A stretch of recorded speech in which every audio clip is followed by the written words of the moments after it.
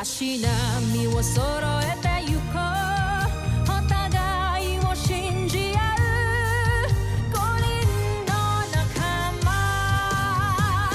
まるでスファイブに預けた命飛ぶぜ宇宙の果てまでもみんなの笑顔も近い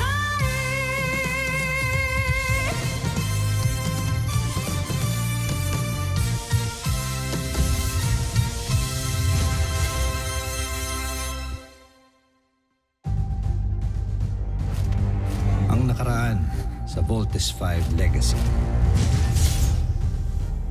Ano nga palang ipapangalan mo sa kanya? Zardos. Bagay na bagay sa kanya ang pangalan. O sana labanan mo yan. Patay na si Rothgar. Bang nilalang na ako. Baguhin natin yung pangalan mo. Ano ba sa tingin mo ang nababagay sa akin? Ned Armstrong. Gusto kong makita ang aking pamangkin. Kunin mo ang bata. Hindi maaari. Huwag niyong gawin ito. Upang magawa nating labanan ng aming armada, ay kailangan nating bumuo ng pantapat sa ultimate weapon ng Bozan Najmi Period. Kailangan na nating gumawa ng sarili nating fighting robot. We will call it Voltes. Voltes 5 na siyang magliligtas sa planetang Earth. Ipinapangako ko sa inyo ng mama mo, sisiguraduhin ko na hindi mangyayari sa inyo yung sinapit ng mga mahal ko no. Wala nang masasaktan sa pamilya ko.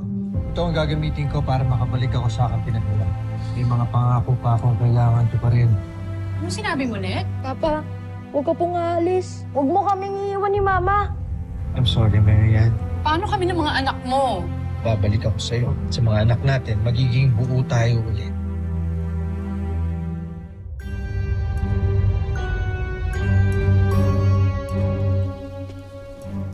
Mahal na Jomfre, Contessa, nais ipakita ni Prinsipe Zardos ang nakuha niyang medalya sa kanyang paaralan dahil nakamit niya ang pinakamataas na karangalan mula doon dahil sa kanyang katalinuhan. Inaalay ko sa iyo ang medalyang ito, Emperati. Hindi ako nagkamali na kinupkop kita, Zardos. Ikinararangal kita. Tusentak, Emperati.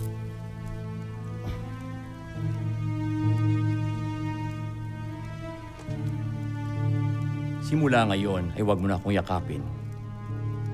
Kahinaan yan. Anumang emosyon kagaya ng pagmamahal, lungkot at pag-iyak ay makakasira sa iyo. Ihusto mo ang iyong sarili at huwag mong tularan ang iyong ama. Hindi ko siya ama. Isa siyang taksil sa buong Bozan. Marami siyang kasinungalingang ginawa sa mga maharlika. At ang mga alipin, niloko niya. Sige na, bumalik ka na sa iyong pag-aaral.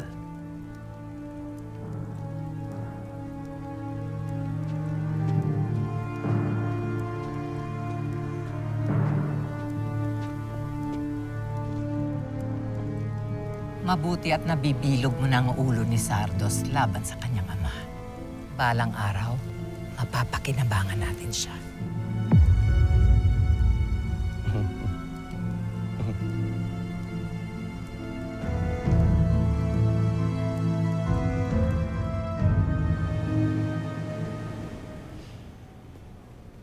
Steve, Bert, huwag kayong mag-aaway magkakapatid. Magpapakabait kayo palagi. At lagi niyong alagaan ang inyong bunsong kapatid. Maging masunurin palagi sa inyong mama. Ha? Saan po ba talaga kayo pupunta, Papa? Huwag ka nang umalis. Ayoko rin naman talagang umalis, anak. Ngunit meron ako mga pangakong kailangan tuparin. Mga taong kailangan balikan at tulungan. Sino po ba sila, Papa? Kasama na lang po kami. Hindi pwede, Bert. Hindi kayo pwede doon sa pupuntahan ko. Saan po ba talaga kayo pupunta, Papa? Steve, anak, huwag na masyadong maraming tanong. I-kiss at i-hug nyo na lang ang papa nyo dahil kailangan na niyang umalis. Yun na.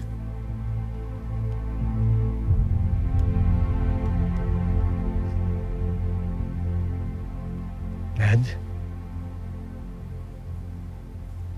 Nakahanda na lahat.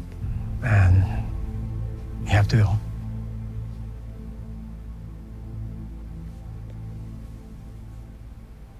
Ikaw nang bahala sa pamilya ko, Richard. Alagaan mo sila. At kung sakasakaling hindi ako makabalik agad, i-train mo sila. Ang sa gayon ay kaya nilang ipagtanggol ang kanilang mga sarili. Pati ang nanay nila. I promise. And the whole world.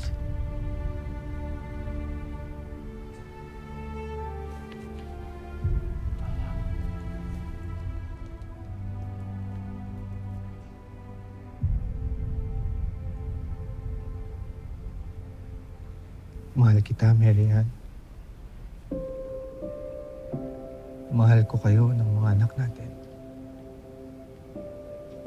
Pangahawakan ko ang pangako mo, Nen. Hihintayin ka namin. Huwag mo rin kalilimutang mahal na mahal kita.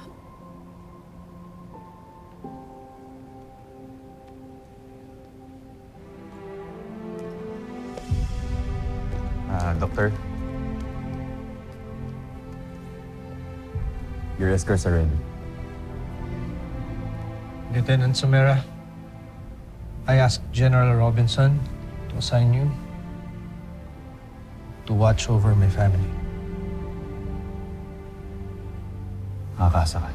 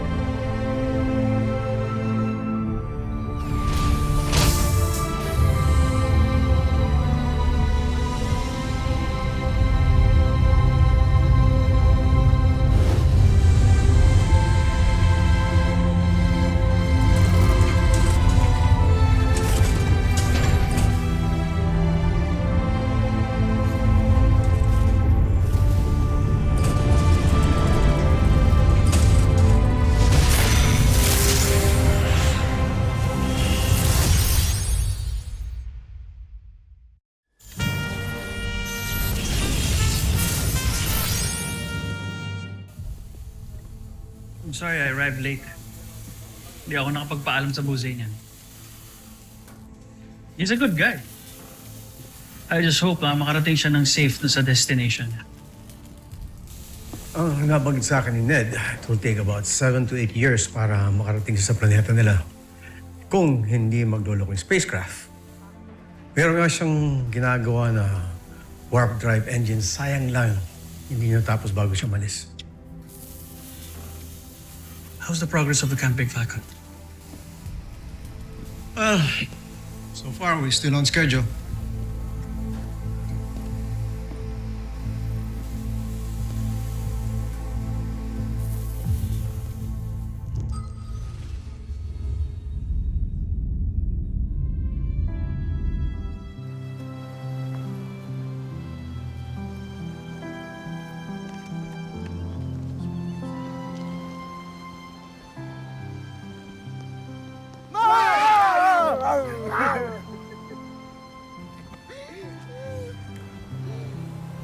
Nagsisente si Mama dito ah.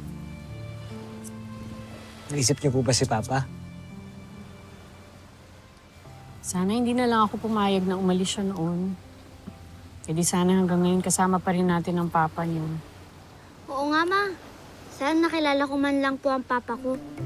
Na nga muna natin pag-usapan si Papa eh. Naiiyak na ako. Bakit naman ang lungkot ng usapan natin? Eh, ang ganda-ganda ng weather, so dapat happy tayo. So, smile! Mama, smile!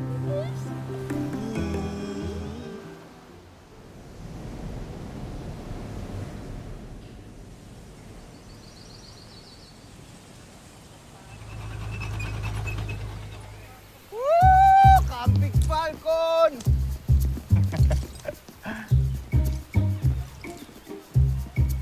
Hi, ladies. Eto, kabago-bago nito, nagpapakit agad sa iba. Eh bakit naman hindi? Meron yata tayo special privilege ang Armstrong Brothers dito sa camp mo. Well, totoo din naman yun, kung di dahil kila Mama and Papa wala tong CBF. Excuse me? No, excuse me. It's excuse me, sir. Makakadip lang kayo dito, di ba? Bro, easy ka lang, ha? Easy lang. I'm not sure, bro. Narinig ko yung pinag-uusapan niyo magkapatid kanina. Bakit? Ano sa tingin niyo? Makapainsipe kayo dito? Teka. Sir? Bakit ba nakikinig ko sa usapan namin? Oo nga. Private conversation namin yun, ah. Attention! May problema ba dito? Wala ho, sir. Specialist, ikaw. None, sir. Masyadong riding hat, Pable. Mga bagong dating lang tong mga recruits na to. Huwag naman natin silang i-terrorize this early. Carry on.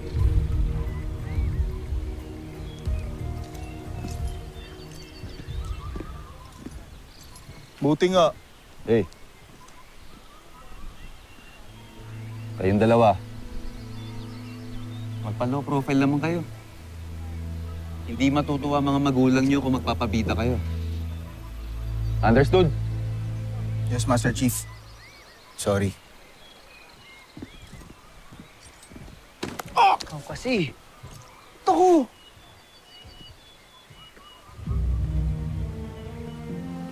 Uy! Mababata ako to eh! Kamusta? Baby! Long time ah! Long time. Steve, kamusta? Eh, Hi, Ray. Dave! Ava, si Jamie nga pala, childhood friend namin. Hi, Jamie. Okay. Let's go, babe. Let's go.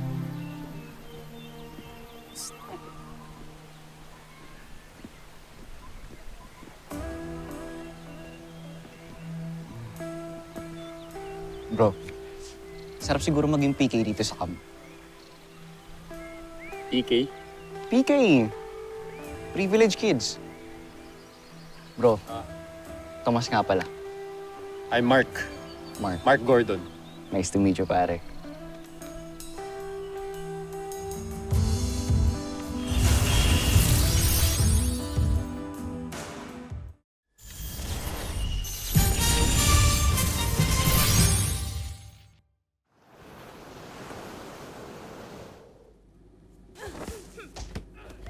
Tol, nandiyan yung privilege kids, oh.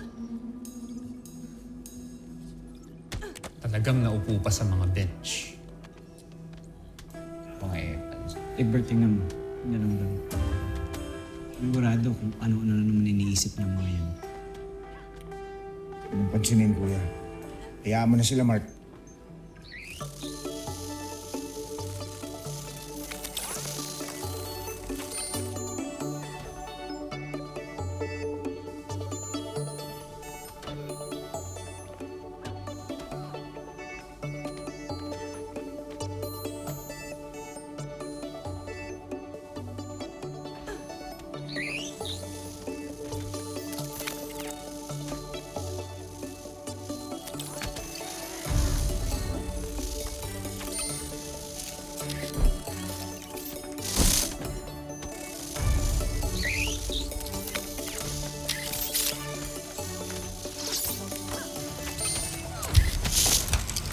Kuya, bitawan mo yan! Bitawan mo! Dito dyan, alam ko ikaw to. Ikaw lang ang pwede makaimbento ng ganitong klaseng insekto. Anong makikichismis ka na naman, oh. Ako hindi pwede. Bye! Yung drone ko! No!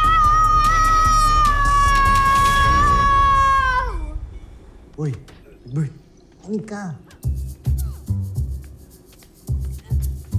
Si Little John. Yan na, tabi mo na. Go.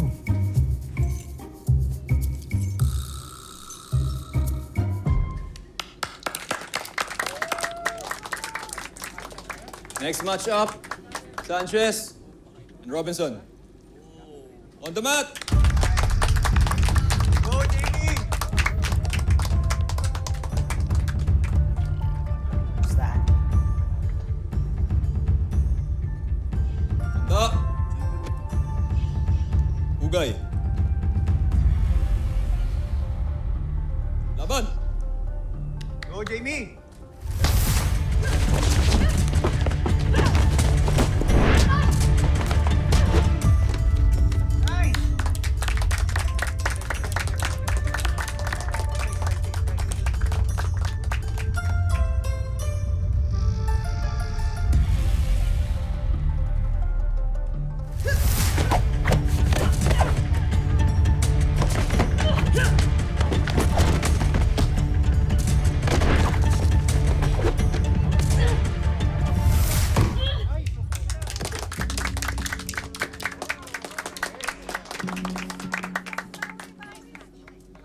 First round. Sanchez. Final round. Handa. Hugay. Laban!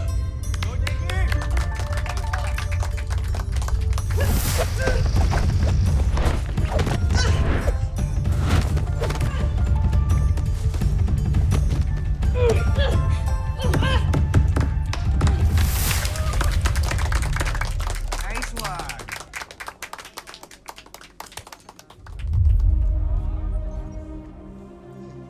Final round. Robinson.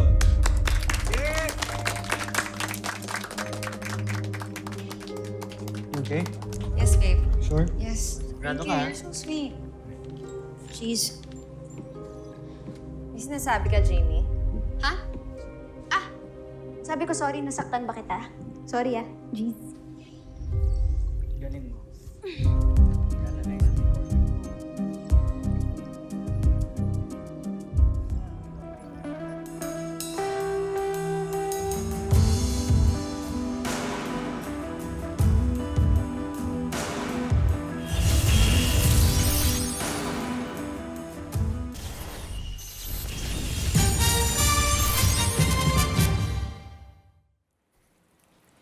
Kung nandito pa ang papa ninyo, hilig namin silipin ang space.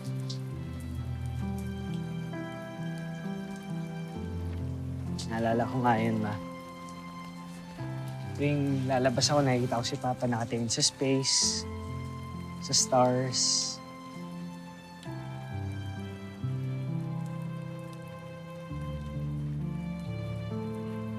Nasaan ho ba talaga nagpunta si Papa? Hindi ba sinagot ko na yan dati pa? Ma, imposible hong sa ibang bansa. Naalala ko ho, sakay siya ng isang spaceship. Hindi ho, airplane, mas spaceship. So, ibig sabihin sa buwan, stars, sa ibang planeta. Saan ho ba talaga siya nagpunta? If yes, ma, anong gagawin niyo doon? Bakit hindi pa ho siya nakakabalik ngayon? Masyado ka maraming tinatanong. Ma, malaki na ho kasi ako eh. May sarili na ho akong isip. Palagi ko hong tinatanong sa sarili ko, nasaan ho ang tatay ko? Hindi ba gusto mo maging sundalo para sa planetang Earth? Bilang sundalo, alam mo na may mga bagay, mga mission na hindi dapat pag-usapan at sabihin. Kaya wag na natin pag-usapan to. Halika na, matulog na tayo.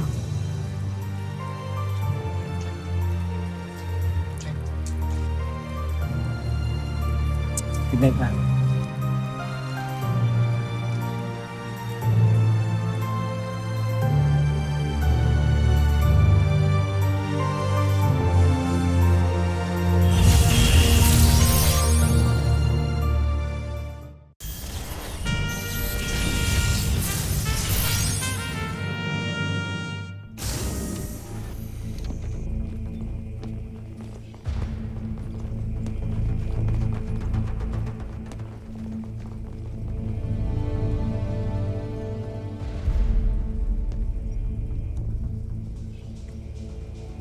Based sa report na nabasa ko, kayo ang may initiative na maging part ng EDF special program.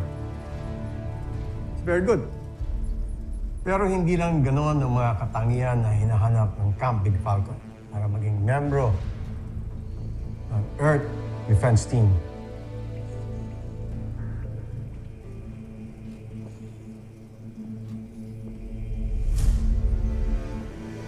Kailangan wala kayong takot. At handa kayong ibuwis ang inyong buhay para ipaglaban ang ating mundo sa mabigat na threat. Excuse me, Doc. Threat ho na gaya ng... Like mga terrorist ba, Doc? Mas mahigit pa doon. For example, aliens.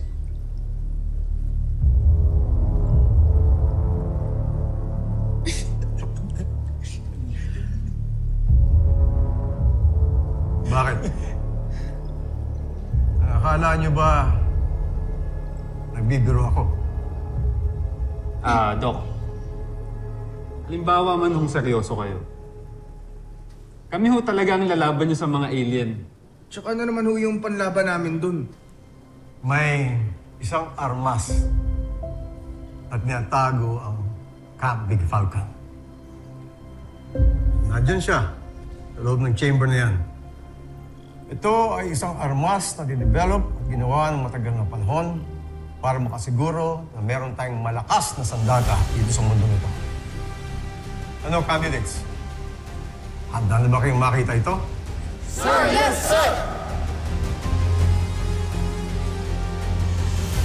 Kuya, naiisip ko yung nasa utak ko. Una ba yun?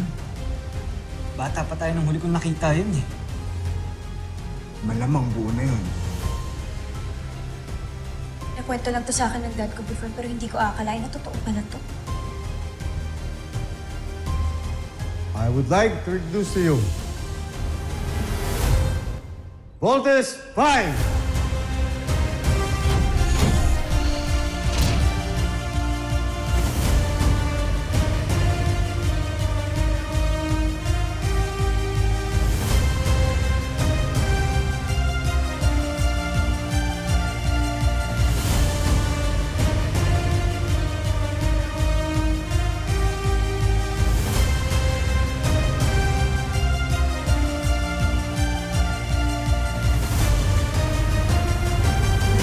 Susunod sa Voltes 5 Legacy.